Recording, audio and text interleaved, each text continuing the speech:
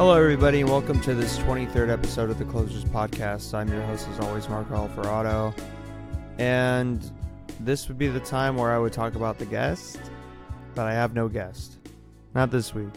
Next week, we got Professor and artistic savant, Professor Mark Steensland. He'll be on the podcast, but for this week, I had a last-minute cancellation from the guest, author of The Cosmic Lore, Elias Garcia. He wasn't able to be on due to some very unfortunate circumstances, and my best wishes to him right now. He will be on, hopefully, beginning of November, but right now he's unable to, and I totally understand. Thank you for everybody being patient with the podcast. I know that things have been kind of weird recently with the podcast. I have been running around like a chicken with my head fucking cut off. I've been so busy with personal things and school and my music stuff. I had a gig on Thursday, last minute gig in San Francisco. There's just a lot of things going on in my life. But this is still something I want to do. Although I do find myself at times being like, is this even worth it? Like, does anyone even listen to this? I just feel I need something that I can do consistently. With music, who knows when my next gig is going to be? Who knows when I'm going to put out another song, you know? With school and work, those are things I kind of have to do. I want to be doing this, and I want to be consistent with something. So that's why I'm doing this episode by myself, because I easily could have been like, well, there's no guest, so fuck it. But no, I'm trying to be consistent. Y'all want an episode, I'm giving you an episode. It's just me. Hope you enjoy. Yes. I asked some people, on Instagram for people to give me topics to talk about. But before I get to those topics, I'm just gonna, I have things on my mind I want to fucking talk about. So I went to the Raiders game yesterday with my dad and his friend George and his son, George's son, and George's fiance, or George's son's fiance. We tailgated. I did took a Modelo to the face via a beer bong. It was pretty legit, pretty smooth, a lot smoother than I thought. But yeah, that game was rough. For those of you who don't know, the Raiders lost 28-10 after blanking the Chiefs in the first quarter, scoring 10 points on them and keeping the Chiefs from scoring for a whole quarter. Patrick Mahomes answered the call and lit up the Raiders in the second quarter to a tune of 4 touchdowns. Yeah, it was a rough day. It was a rough day in that Coliseum. It was my last time, most likely, seeing the Raiders in Oakland. So it was pretty disheartening seeing the Rugrat himself, Patrick Mahomes, just light the Raiders up. I mean, I figured it would happen. It's not like I'm sitting here thinking like, oh no, the Raiders should have blown them out. Like, no, okay, I understand mostly. I knew that was a very good chance that was going to be the case, but the fact that the Raiders looked so good in the first half, or the first quarter, and the Chiefs couldn't do anything on offense in the first quarter gave me a lot of hope. But like always, the Raiders, they know how to build you up and knock you down. I think that being a Raiders fan has hardened me in a way that many other things, very few things could. Just like, I mean, my dad and my uncles, who are longtime Raider fans ever since they were little kids, you know, they're older than me, obviously, so they've seen the Raiders win Super Bowls. They've seen the Raiders be dominant for a time. They've seen Kenny Stabler. They've seen, Biletnikoff and Blanda and Flores and Madden on the sidelines. Like Old Man Willie, Ghost in the Post, all these amazing Raider moments. They lived through them, But me, the best moment in Raider history that I can remember is them just getting to the Super Bowl and getting killed by Tampa Bay.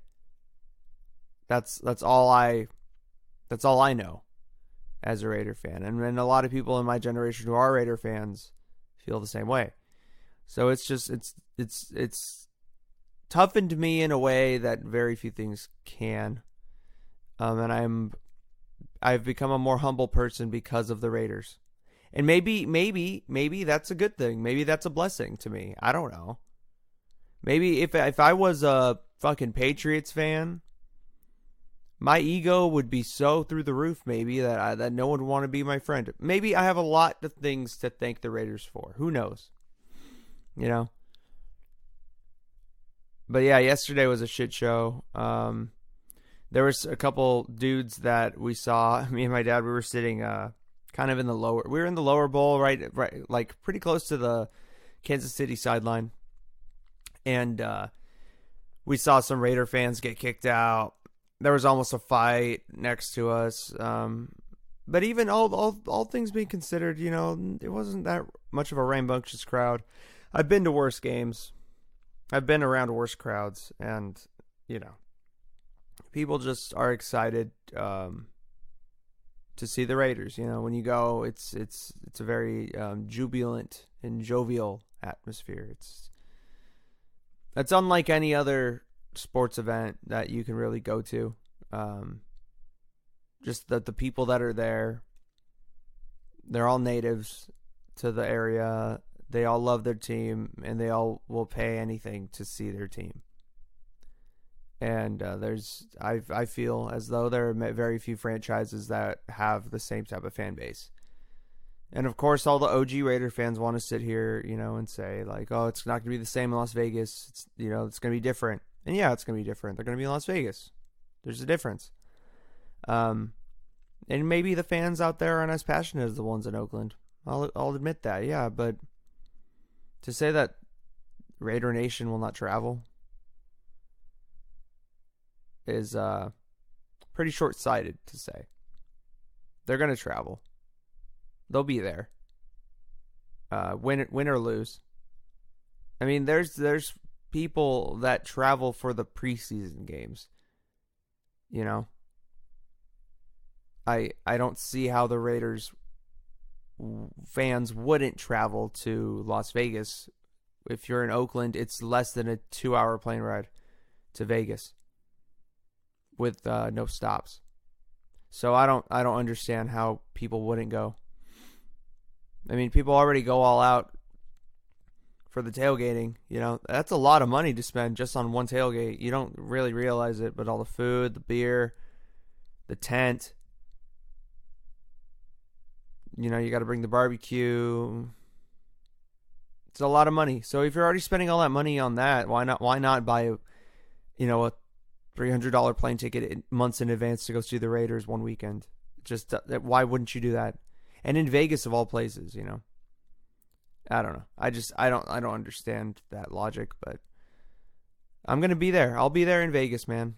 Well, I actually will be in Vegas this upcoming weekend with some friends, going to see Life is Beautiful. It's going to be a good time. The lineup is pretty diverse. I'm excited to see of Monsters and Men. Yeah, of Monsters and Men. Lord Huron.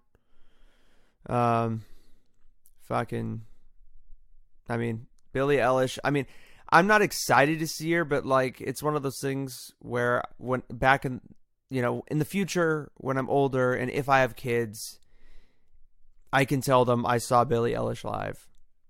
I did. Because I feel like she's going to be that type of cultural force, you know? Like, at this point, like, everybody fucking knows who she is. And even if she's just a fad, like, and her star dies out, you know, in, like, 2 years, she's still going to have a place within this decade's pulp culture, you know? You know how, like, VH1, I think that's what they're called? Yeah, VH1 back in the day had those, like, television shows of, like, the decades where they would, like, have people that grew up in the time, like celebrities or comedians that grew up in the time, talk about, like, certain trends and movies and cultural phenomena of the 80s or 70s or 60s or 90s or whenever, they were growing up, and they go through each year. They talk about each part of the decade and music, pop culture, movies, TV. Billie Ellish, if they did one for 2010s, like, she would have a spot in it. So I think it's kind of cool that I'm going to be able to witness somebody with that type of stature nowadays, and I see her live. The chick's not even fucking 18 too, which is wild. I feel like the sky's the limit for her, but I mean, who fucking knows? Who fucking knows? But yeah, so I'm going to be in Vegas.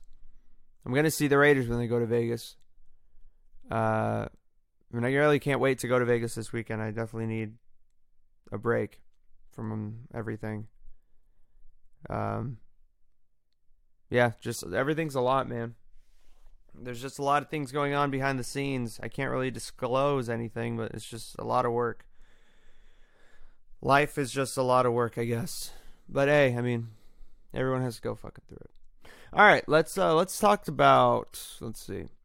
What are some questions? Not even questions, but just topics. Give me something to talk about. Let's see what people said. Okay, so my old friend Diego asks me, where's the weirdest place that I've slept? Well, the first thing that comes to mind, Diego, is I can't really say that this is a place I slept because I didn't sleep here. But I got very close to sleeping here. And you would know, out of all people, Diego, that one time you and I almost had to sleep in a bus stall next to some spilled in and out among some other trash that was scattered around this stall. And I'll tell you the story. I'll tell you the story of how that almost came to fruition. Back in the day when I was in high school, I was a junior and I had just started my job. And I was very much into pop punk, as many, 17-year-old boys were at the time. I had a friend who I just referenced, Diego, him and I would go to shows all the time. We were the two dudes. We would always go to shows together. He was my guy. And there was one show that was happening in Santa Cruz on like a Saturday that was stacked. It was a stacked lineup. And if you know anything about pop punk or just like the pop punk indie sad boy fucking pop punk stuff that was around at the time, bands like fucking Basement, Tiger's Jaw, Handguns, Forever Came Calling, Man Overboard, stuff like that. I listened to a lot of stuff like that, and it was very popular. Well, there was a lineup for a show in Santa Cruz on a Saturday, like I said. I'm not very good at telling stories, but whatever. And the lineup was as follows. It was The Story So Far, Hometown Heroes, The Story So Far, Narwhals, all the way from the UK. From Scotland, I think they were from. No. I think they're just from the UK. But they're so fucking good. Rest in peace, Narwhals. I don't think they're a band anymore. They haven't done anything in a while, since 2017. But still got love for them. I still wear their shirt all the time. Great three-piece band. If you haven't heard of them, check them out. If you like punk, a little more crusty punk, super fucking good. So it was The Story So Far, Narwhals, The Wonder Years, which at the time they were huge. Now, I mean, their stars kind of faded a little bit, but they still have some good jams. The Greatest Generation is still a great album by them, and I still listen to it every once in a while. Great band. Soupy is the man. And then this was the band that I was just over the moon with. And they actually didn't even close out the night. And they should have. They were second up, actually. But Modern Baseball was there. The Legends. Yeah. Modern Baseball was there. So it was those 4 bands. Stacked lineup. I really wanted to go. Couldn't find a ride out there. Me and Diego both wanted to go. Couldn't figure it out. I had to work that day. Randomly, out of nowhere, I got the day off. And I was like, shit. I got to make this happen. So I bought my ticket. Told Diego to buy his ticket. He bought his ticket. And we were trying to find a ride. And I just was like, you know what? Fuck it. I'll ask my parents. So I go and ask my parents. And they were obviously hesitant. They're like, fuck, to drive these 2 dudes to Santa Cruz randomly on a Saturday. It was already noon, you know. It was already noon. They would spend their entire day driving us to Santa Cruz and back in their minds. And I was like, okay, you won't have to drive us back. Just drop us off. And of course, you know, they were like, you're 17. Like, I don't know about that. I'm like, no, we'll be fine. Like, Diego knows people. Diego's a very well-connected person. I wasn't as much as I am now at the time. So we kind of relied on Diego's social connections to find some places to stay. But we'll get to that later on in the story. So my parents were like, okay, but you have to like pay gas for us to take you. So I talked to Diego. He was like, yeah, well, I'll give some money. So we pitched in for gas, and my parents drove us out. We got dropped off at the boardwalk, and we were able to just get right in, and you know, we went to the beach, kicked it for a minute, and then walked all the way to the Catalyst, which is where the show was at. I didn't know anybody there at the time, so I was basically just with Diego. Diego noticed a girl that he used to talk to, named Bree, and Bree and I are still pretty close to this day. I haven't seen her in a minute, but if you're listening to this, Bree, got nothing but love for you. And we saw her there, and she was with some friends, so we started talking to them, and you know, we see the show. We talked to a couple of the bands during the show. Great show. Great set. Awesome fucking sets all around. Great time. Everyone killed it. It was right before the Story So Far dropped. Yeah, the Story So Far just dropped like a single before they dropped their self-titled EP. Or not EP, their self-titled album. But anyways, yeah, it was a great show. Afterwards, you know, we were like, okay, well, we're out in Santa Cruz. We don't have a ride back. What are we going to do? And we talked to Brianna, and she was like, okay, my friends can take you to we're going to go to In-N-Out over in like San Mateo area. And there's a bus that will take you to San Francisco, because Diego had a friend that lived in San Francisco that said that we could stay at her place that night. So we were like, okay, we'll go to In-N-Out with you guys. Then we got dropped off at the bus stop, take the bus up to SF, stay the night there, and then we can probably take Megabus back to Sacramento, and we'll get picked up the next day. Well, we eat our In-N-Out, and one of Brianna's friends drops us off at the bus station. And this was already at like 1 a.m. So we're waiting at this bus stop. There's no buses coming. Literally, we waited for about an hour.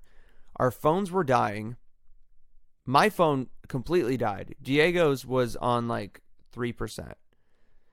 And we were freaking out because we're like, okay, if this bus does not come, and we're going to have to wait till the morning to find a way to San Francisco to get on that megabus.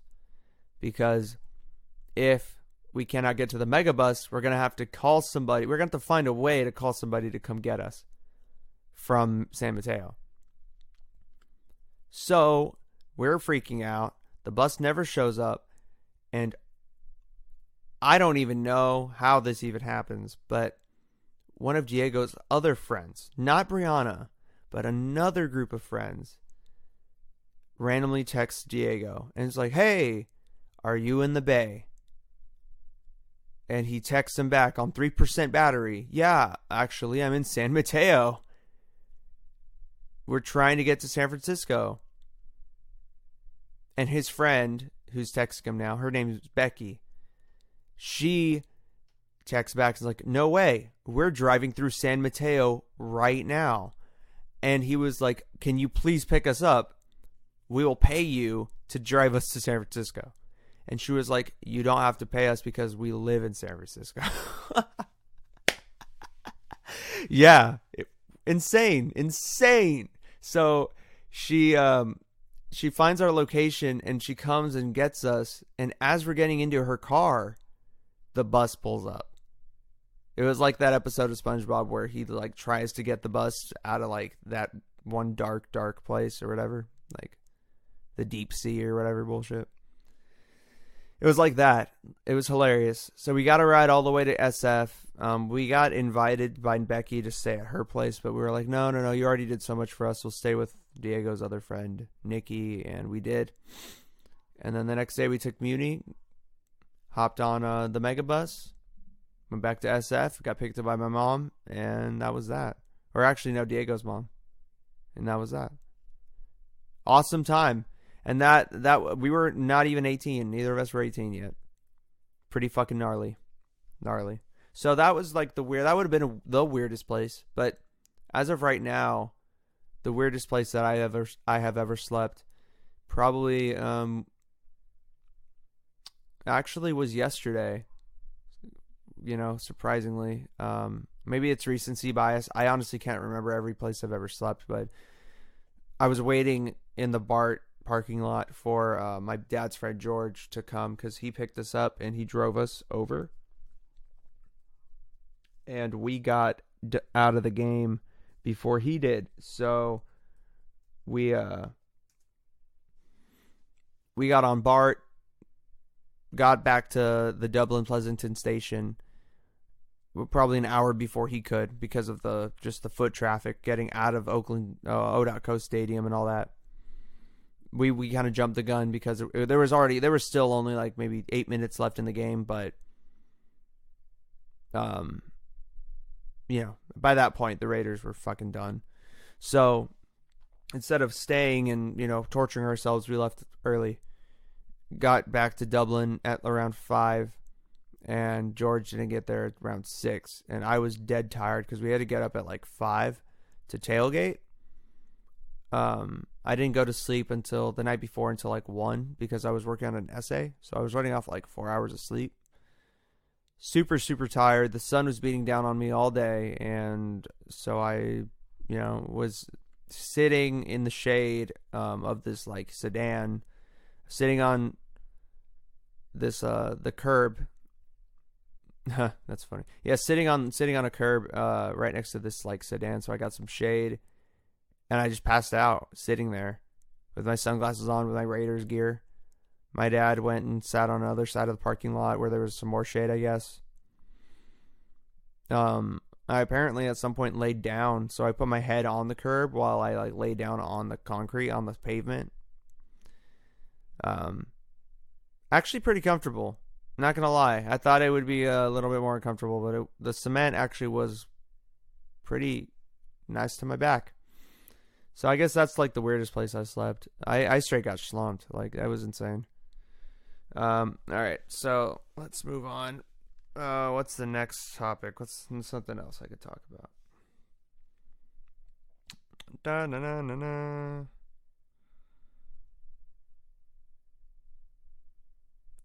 Okay, alright, so this is from Blue Hadfield. He is going to be a future guest on the podcast, hopefully in October. I'm working on the details. I'm still trying to flesh out the October schedule. Should be out soon. Hopefully. We'll see. Like I said, I'm super busy. It feels like September just started. I'm already going to have to think about the October schedule. I'm fucking dying. But He asks me how life started. He wants me to talk about how life started. Well, Blue,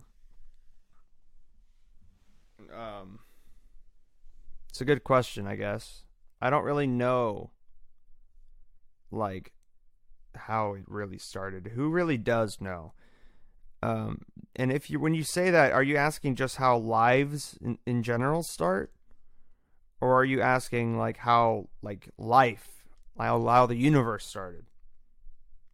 Because I think you know the answer to the first one. And I'm not going to go into that. But if you're talking about just life, like how the universe, how Earth became a thing. Well, there's obviously science to back up certain theories. However, who am I to know? I don't know.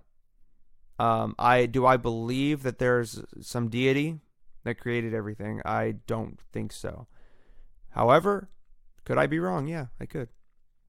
I don't know. I'm just a dude. That's all I am. It's a guy that has a microphone and is able to talk and pays money to have fucking my voice put onto Spotify. That's all I do. You know, I have really no qualifications to sit here and be like, yeah, you're fucking stupid for thinking that there was a big pizza god in the sky who fucking created blah, blah. Like, I don't give a shit, dude. Like, I really don't care. You can believe whatever the fuck you want. Doesn't bother me. But do I believe so? I don't think so, but I don't know. How life started specifically, I mean, there's a ton of theories. I mean, there's a theory with Adam and Eve. I mean, that's a theory, technically. That's a theory. There's, the whole evolution. That's another theory. There's the conspiracy theory. Well, it's not even conspiracy, but anything having to do with aliens, people just say, oh, it's a conspiracy theory, when it's not a conspiracy theory, because no one's trying to cover it up. It's not like, it's just a theory that aliens came and took monkeys or chimpanzees and infused them with their alien DNA and created humans. I don't fucking know. Maybe that is the case. I don't know, man. But yeah, I mean, I just don't. I have no opinion. I can't really talk about. I mean, I can talk about it. I'm talking about it right now. I just mean I can't, like, definitively be like, this is right, this is wrong, this is how it is, this is how it's not. I'm in no. I don't think anyone should be in that. Should say that. You can have your opinion. You can be subjective. But to say objectively, this is how the world started, when you don't know shit, is very, very dangerous, in the sense that there are people who will listen to your words and say that person's right when they don't know anything either. For instance, if you're a father or you're just a parent and you say shit like that, like, oh, well, son, back in the day when the world started, God created America. And then the first people that were here were white people, and there was demon engine. Like, when you say shit like that, I'm not saying, Blue, that that's what you're referring to. I'm not saying anybody is. But I know that there are people out there that talk like that. And people, when you're a parent, you're already in a position of authority where people look up to you and want to listen to you. And you have kids that are trying to learn from you. And when you say stupid shit like that, it makes no... Like, you're doing America, you're doing the world a disservice. You just are. But it goes both ways. It's not just fucking rednecks. It's like the people... There's people on the far left, too, that say some stupid shit that... super unnuanced shit where you can't even give an answer that has anything to do with a definitive statement on the left sometimes. It's like, if you don't, like, hit on every single religion, people will flip out. You know, just by me referencing only Christianity this entire discussion and not referencing Islam or Judaism or Buddhism, even though Buddhism doesn't even believe in fucking a deity, or Hinduism, then I'm a bad guy. You know? People that think like that too. That's not right. That's not fucking right, dude. Like, just calm the fuck down. Stupid. It's fucking stupid. Have some nuance. Understand that the world isn't all black and white. The Bible, who really knows if that's real? I don't. And anybody says that they know for a fact that it is real is a liar.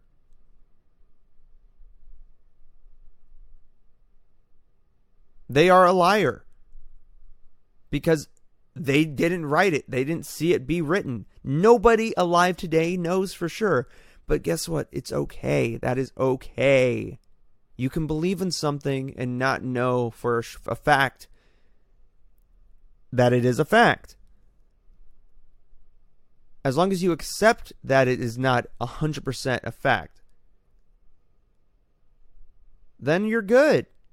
But if you're trying to pass something that you're supposed to have faith in off as fact, then that is the issue that I run into with people. And for me personally, I don't understand why people do that.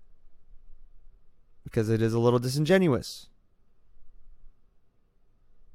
And that's all I got to say about how life started. Because you can go down a rabbit. I already almost did go down a fucking rabbit hole that time. I don't know. I don't know how it did, man. And if you say that you know, you don't. You're just lying. Let's see. Next one. My dog. Okay, so I posted a picture on my Instagram story of me and my new dog Luna. And then I wrote on that picture like, hey, give me something to talk about. I'm going to record the podcast soon. And Jason Harms II replied, my dog. So we'll talk about Luna. All right. So Luna is a Border Collie Labrador mix. She's a adorable little dog, full of energy, very loving. However, I'm not going to lie to you. Do I have that much of a connection to this dog? Not really. I know a lot of people, they first get dogs and instantly they're just over the moon. They're in love. They want to be around the dog all the time and they're just inseparable. But with me, I'm not that way with this dog. It's been a little bit of an adjustment for me to get used to having another dog around who has a different personality than my previous dog, Star, who passed away in February. So it's a little difficult to get accustomed to a new dog around the house that has different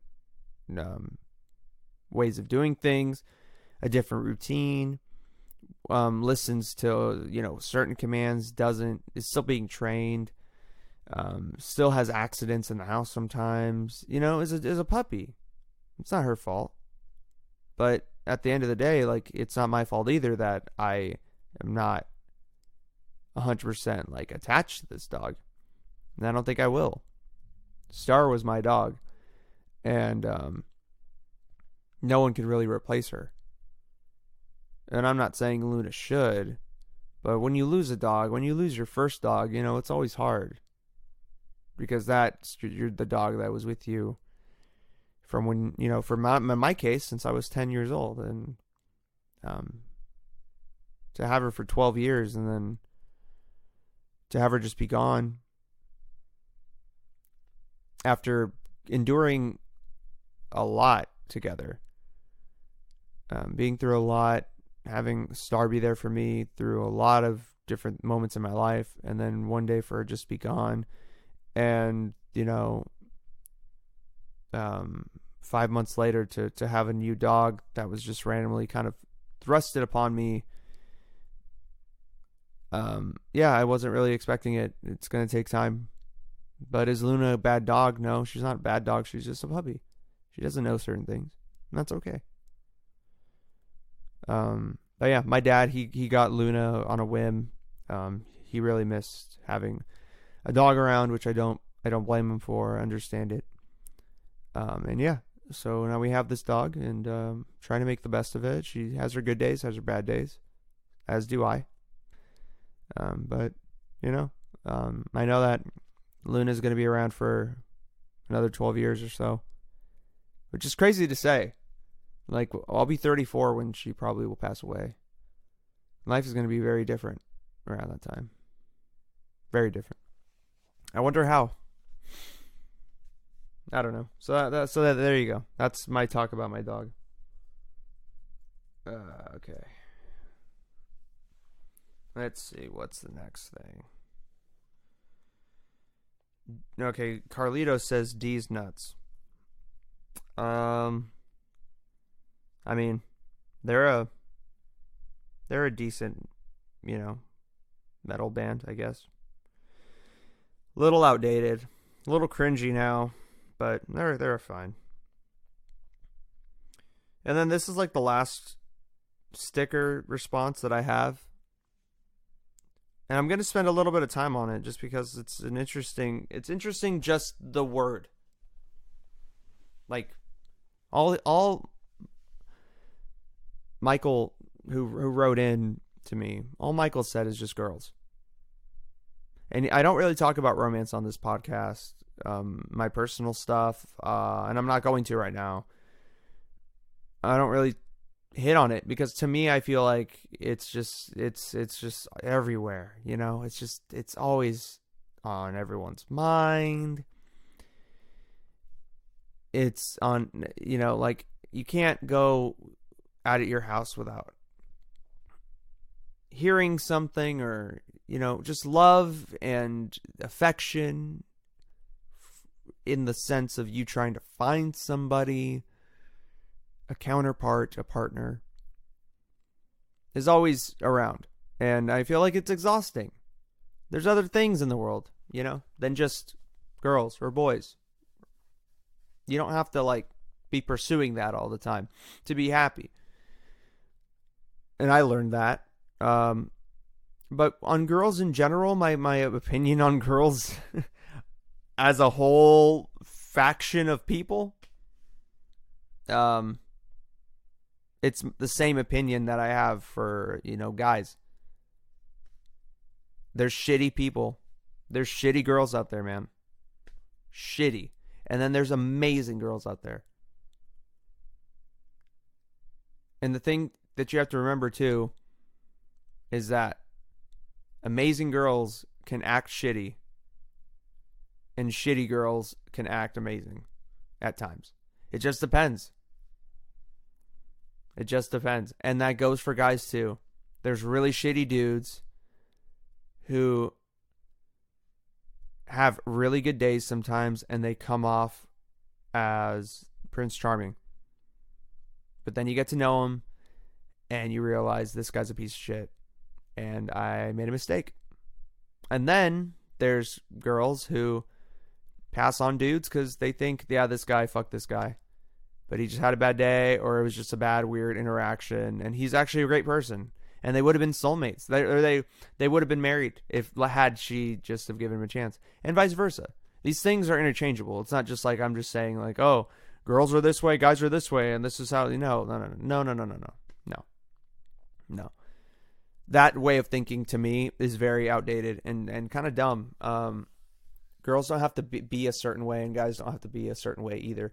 However, both parties, and I'm talking about just the two biological genders, just because that's what I know. I am not a non-binary person, and I have never personally had a close relationship with anybody who was non-binary. So with that being said, that's why I'm not discussing those types of people. However, they are valid and they do exist. And I recognize that. However,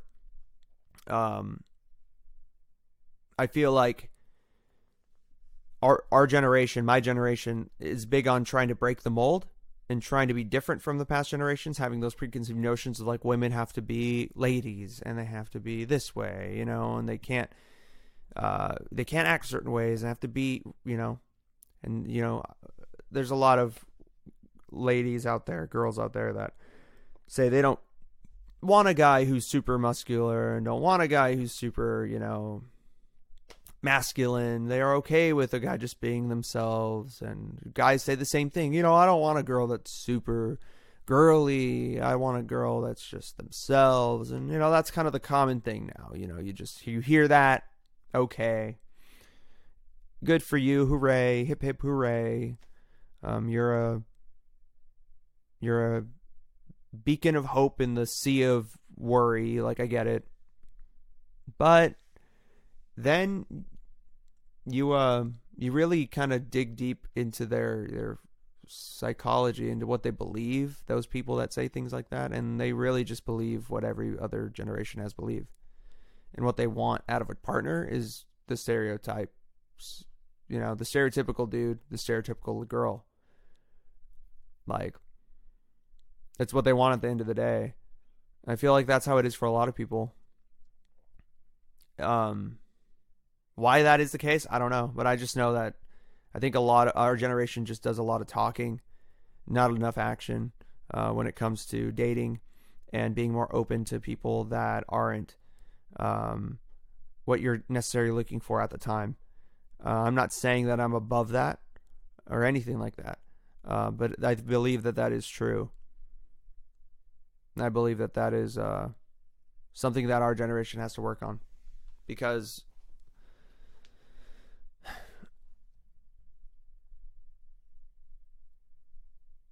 it's one thing to say, you know, I want this type of person.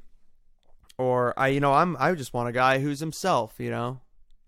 But then a guy's themselves around you and you don't want to deal with it. So it's not that you just want a guy to be themselves. It's you want a specific guy to be themselves. You're looking for specific qualities already, you know. But people like to be very general and vague with their statements, which makes it confusing. It confuses a lot of people, you know. I've been in situations where you're told one thing, you're like, oh yeah, no, she really likes you, and then you realize no, she doesn't. They don't even know what they're talking about. Like, she really doesn't. I just made myself look like a fool, and vice versa. I've made people look like fools before. I don't even mean to. So I guess this is kind of turned into like just me talking about relationships in general and just dating, but girls specifically. I mean, I love I love girls, women, ladies, females, whatever you want to say. I love them. I have a mom. I have aunts. I have a ton of friends who are girls, and they're some of my closest friends, and they're amazing people. But yeah, like I said in the beginning, man, it's just all about perception and the reality of the situation with guys and girls is that there's shitty guys and there's shitty girls. And there's guys that will put on a face just to get what they want, and there are girls that will put on a face just to get what they want. And, you know, maybe most girls want something different than most guys do. But at the end of the day, there's people that will manipulate, that will lie, that will do anything they can to get what they want. Whether that be money, sex, power, anything. Anything. So you gotta just watch out for them. It's okay to be guarded. You know, it's okay to not have somebody around because you want better. It's okay. It's not a bad thing to be alone. You can be alone, and you'll be fine. You'll be fine. But yeah, so that's my thoughts on girls, I guess. I don't know, man. Look, this is like, I honestly didn't really know what I was going to talk about on here. And I'm kind of done. Yeah, I'm a little done. I'm only 44 minutes in, but I'm just kind of over this podcast for today. So I'm just going to call it Next week we got Mark Steensland, professor, director, author, producer, editor. Mark Steensland. He is a professor at a local community college, and he's going to talk about film and his film career. And Quinn the Moondog Kalani actually will be on that podcast as well. We pre-recorded this episode in mid-August. Yeah, mid-August. It's a great time. Great conversation. And yeah, hope you enjoy that one. This has been the Closers Podcast. I will be probably on the show again to preview week 2 matchups. The episode will be out on Thursday morning, so please watch that. Look out for that once that comes to fruition. Till then, you take care now. Have a great night, great day, whatever.